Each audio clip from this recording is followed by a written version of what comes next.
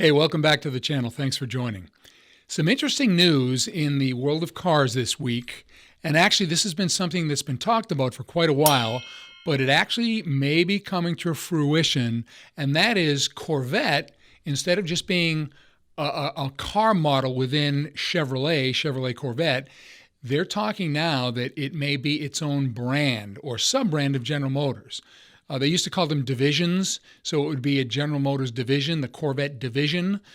Similar to, there's right now we have, under General Motors, we have Chevrolet, we have Buick, we have Cadillac, GMC Truck, and now there could be the Corvette Division with several different models under that division name. And of course, there were some other divisions that are no longer in existence. Pontiac was a division, Saturn was a division, Hummer was a division. Those went out in 2009. We also, in 2004, Oldsmobile went out, but that was a General Motors division as well.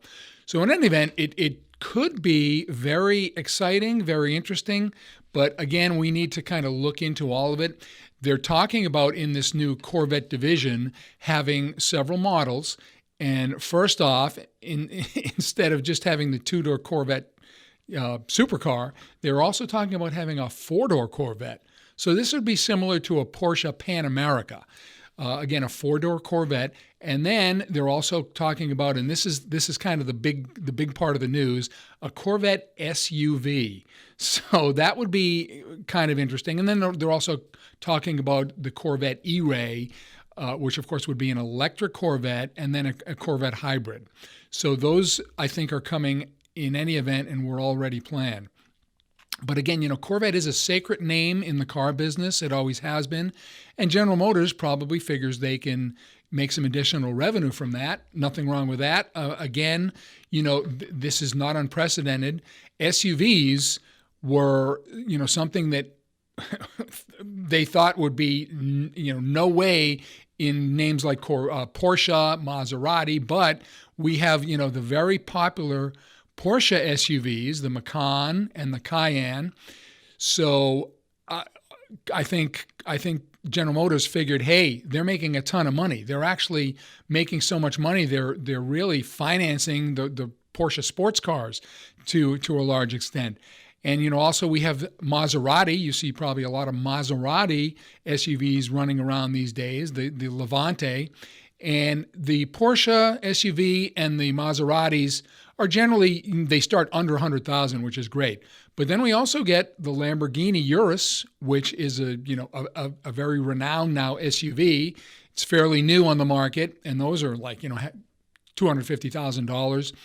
But Ferrari's also getting into the SUV business.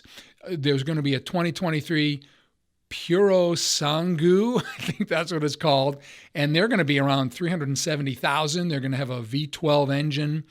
And so again, not unprecedented that sports car makers are getting into the SUV business. And I think that's exactly what General Motors is looking at and think this is probably a really, really good option. So let's look at SUVs and performance SUVs as we go back a little bit, sort of the start of the performance SUV. And if we go back to the 1990s, 1993, 1992, 93, we had General Motors, the GMC Typhoon.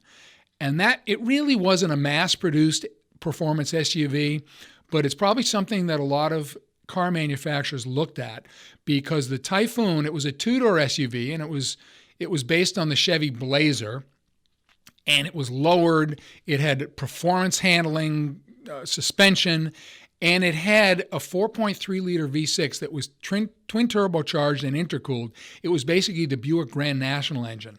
And because it was all-wheel drive, this GMC Typhoon was, I think, the fastest production car out of Detroit in that year. I think the 0 to 60 was, somewhere between 4.3 and 4.6, which was unheard of in the early 90s. I mean, even by today's standards, that is really fast. So that was kind of the start of the performance SUVs. Again, even though it was a specialty vehicle, it really wasn't mass-produced. But in the late 90s, Jeep took their Grand Cherokee and they dropped a 5.9 liter V8 in it. There were already V8s in those, but more for towing purposes and so forth.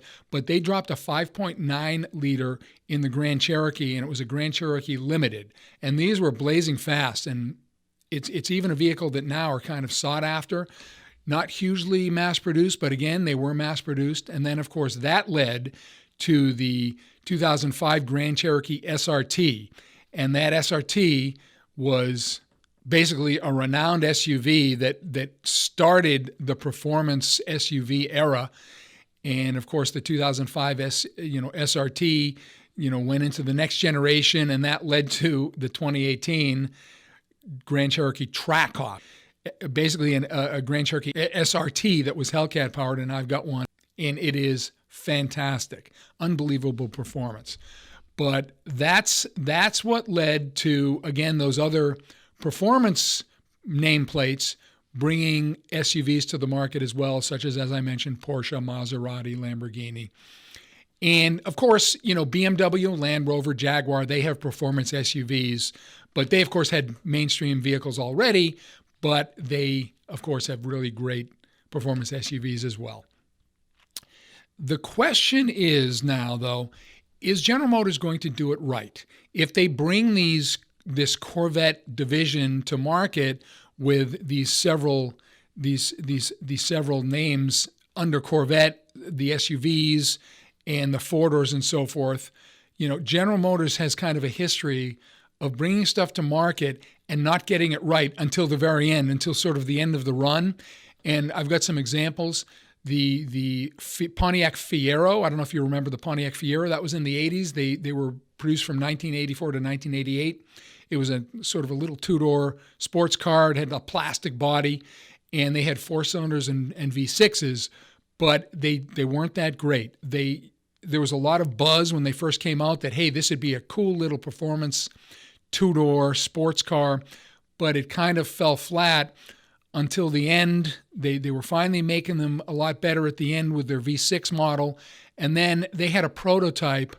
88 was the last year of the Fiero. 1990, they had a prototype Fiero, which had a much more powerful V6 engine and also the more powerful four-cylinder as well, but it didn't come to market. They brought it to car shows, but it didn't come to market. Another one, the Chevrolet Impala SS from 1994 to 96. At first, the horsepower wasn't great, but in the end, like the last year, 1996, they put the column shifter to the floor, so there was a floor shifter. It had the LT1 V8 engine, and that was really a hot car at the time. Another kind of failure was the Chevrolet SSR, which was sort of a retro two-door pickup truck.